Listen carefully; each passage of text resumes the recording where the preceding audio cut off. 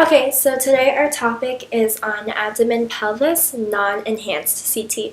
And so this is kind of what we'll be talking about. So we're going to talk about what it is, patient preparation, contraindications and the indications, the review of each pathology and benefits from advancements in CT, and the future trends and opinions.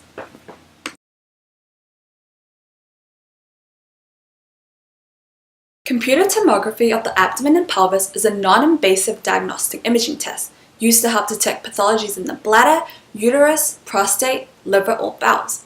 Contrast agents can be used and help to differentiate between organs and to characterize the pathologies, leading to a more robust diagnostic and further treatment plan. However, specifically for non-contrast examinations, this would be to screen for anything with possible calcifications like renal stones, fatty liver infiltration, or any peritoneal hemorrhaging, which we will be focusing on. These all share the commonality that with the addition of contrast, it will actually mask the pathology, leading to things like an inconclusive study or misdiagnosis. Patient prep, there is no particular restrictions, so the patient is allowed to eat, drink, or take anything before the examination. Mental preparation is also a major part, where the technologist should tell them what to expect from the exam and what is expected from them. And of course, to help relieve any anxiety that they may have, to always ask them if they have any questions before they begin. For contraindications, like any other procedure dealing with radiation, pregnancy is a major factor. They should inform the physician to discuss the effects it will have on the fetus, and if the benefits of the procedure outweigh the cons, and if there are safer modalities that don't use ionizing radiation. Also, chronically ill patients or those in the ER department may not receive IV contrast due to the possible renal insufficiencies, unknown allergies, or the lack of IV access.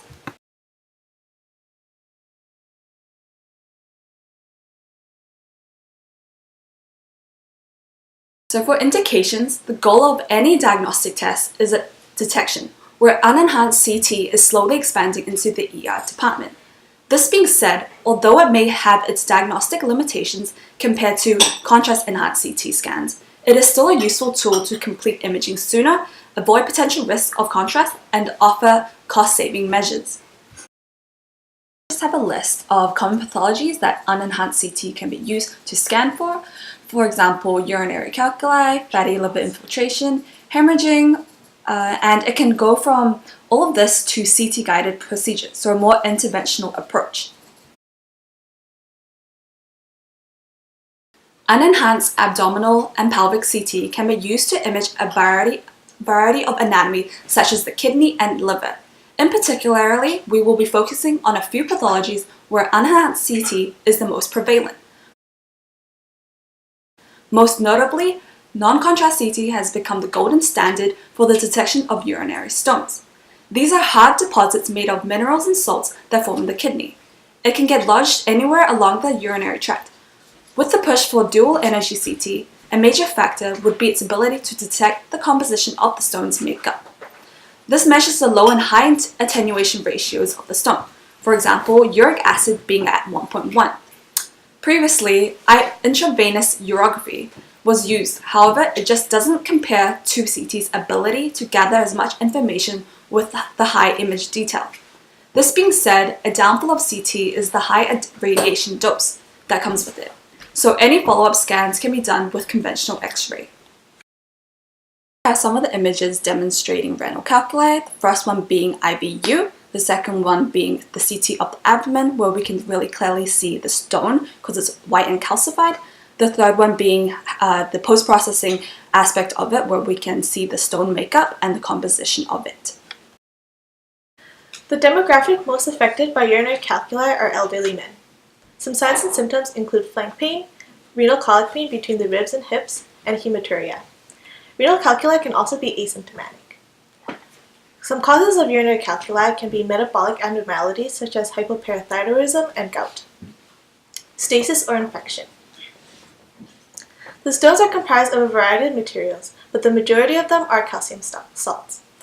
The presence of a stone may lead to other complications such as hydronephrosis and bacterial invasion. Urinary stones can be treated through lithotripsy, cystoscopy, facilitated passing using medication, surgery, or a change in diet that includes high levels of oxalate. For the diagnosis of urinary calculi, we should be able to see the top of the kidneys all the way to the base of the bladder. Collimation is set to 2.5 to 3 millimeters, as thin slices are used to identify small stones overlooked with thicker slices. Unenhanced CT is considered the gold standard because 99% of stones are seen in this modality. Some exceptions include rare matrix and protease inhibitor medicine stones. It also demonstrates the size, site, and stone density. For example, stones that are greater than 1,000 Hounsfield units don't respond well to shockwave lithotripsy. The greatest drawback to unenhanced abdominal CTs is its high radiation dose, especially to the gonads. The dose to the ovaries is around 18 milligrams with a single row detector scanner and 23 milligrams with a multi-row detector. It is considerably higher than standard intravenous urograms, which are just 2.5 milligrams. Many patients are young and have the tendency to experience repeat stones. They can go through many abdominal CTs throughout their lives. Protocols have been adjusted in an effort to reduce dose. If a patient weighs less than 200 pounds, NCHCT is performed at a reduced current of 100 milliamperes. This is still highly accurate when compared to the standard technique, and it results in 25 decrease in dose with multi-row detectors and a 42 decrease in dose for single-row detectors. This is currently being incorporated into routine protocol. Infiltration or hepatic steatosis describes the buildup of fat in the liver. These are found in both small and large vesicles and can lead to conditions of fibrosis or cirrhosis. Ultrasound can be used to demonstrate the increased echogenicity and beam attenuation. To avoid any false positive interpretations, fatty liver should not be diagnosed if only one or two of the listed criteria are fulfilled. With the CT scans, it uses the attenuation values measured in the nearby organs and uses it as a comparative measure.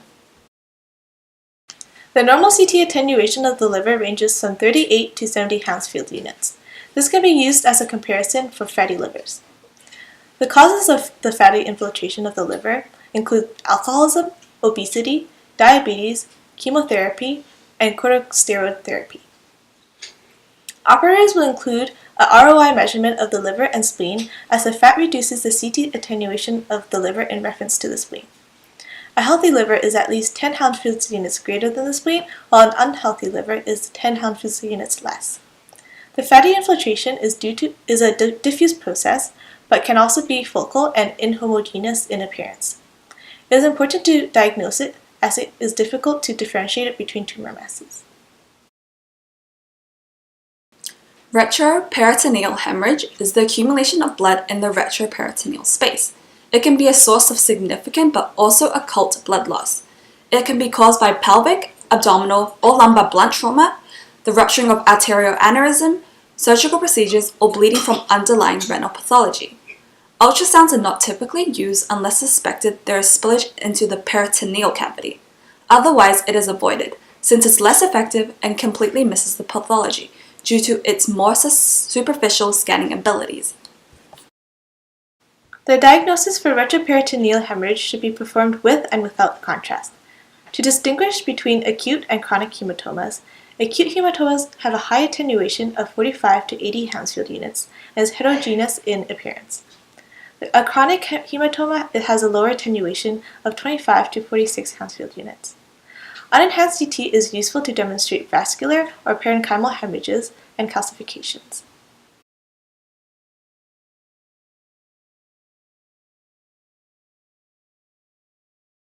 So for future implications, we have MDCT. So MDCT has improved acquisition speed and spatial resolution, IV-administered contrast material bolus timing, and has decreased motion artifacts and partial volume averaging.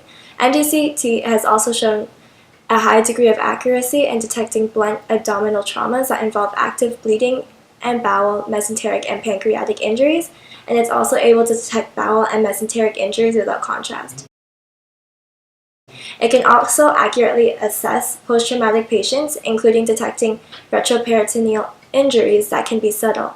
So it's good for retroperitoneal hemorrhaging because it's fast and non-invasive. This allows for whole abdomen coverage to accurately identify the specific bleeding points through multiplanar reformations. Its quick speed also eliminates the need for contrast that can delay diagnosis and therapy.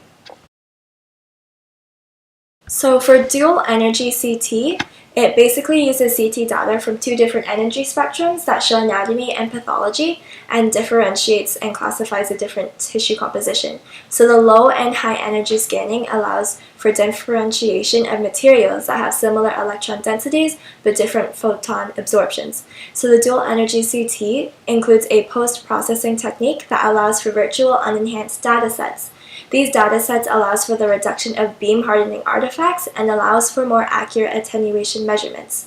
Virtual datasets could also eliminate the use of doing non-enhanced CT scans in addition to the regular scan, which ultimately decreases dose and scan time. So dual energy CT can also distinguish between substances like iodine, calcium, and uric acid crystals. It's good for determining urinary calculi composition, as clusters of CT attenuation values can differentiate between pure uric acid stones, cystine calculi, and struvate composition. The single energy techniques can be limited by partial volume averaging, which is problematic with smaller stones. So knowing the composition and fragility of stones gives information about the susceptibility of stones to extracorporeal shockwave lithotripsy. So this allows us to avoid unnecessary and potentially injuring shockwaves in patients that are unlikely to benefit from it. Dual energy CT also has an advanced pixel-by-pixel image post-processing technique that can improve the characterization of renal stone composition. So this optimizes and individualizes treatment options in patients.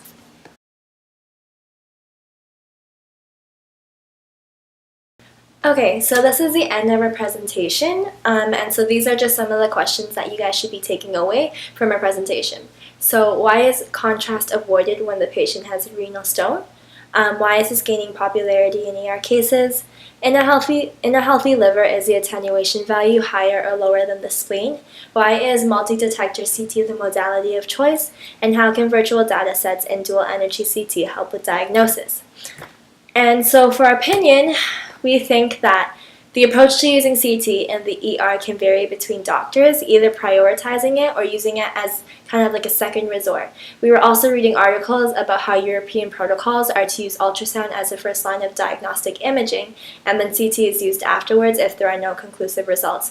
However, in our experience, we noticed that CT is more heavily used as it gives more information, so this kind of leads to the age-old debate between image quality and patient dose. So that's it. Thank you for listening.